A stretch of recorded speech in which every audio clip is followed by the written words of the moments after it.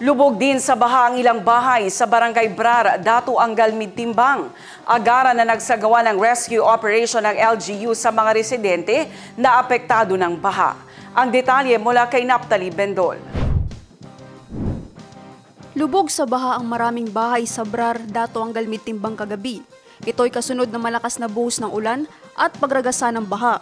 Agad nagsagawa ng rescue operation at inilikas sa mga residenteng apektado. Nagtungo rin sa lugar ang emergency response team ni Vice Governor Nathaniel Midtimbang, katuwang ang MDRRMO Dam.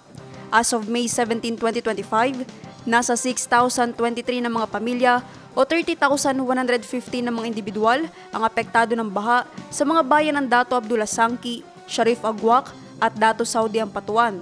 Naitala rin ang pagkasira ng tulay sa Barangay Bagumbong, Mama Sapano, habang ekta-ektaryang taniman ng mais, palay, mani at assorted crops ang sinira ng baha sa bayan ng Dato Abdullah Sangki.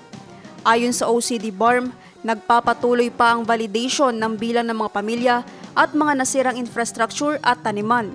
Mahigpit din na nakikipag-ugnayan ng OCD BARM sa Provincial Disaster Risk Reduction and Management Office o PDRRMO ng Maguindanao del Sur, gayon din sa Municipal DRRMOs ng mga apektadong bayan para i-monitor ang sitwasyon at suporta sa patuloy na emergency operations. Naphtali Bendol, iMinds, Philippines.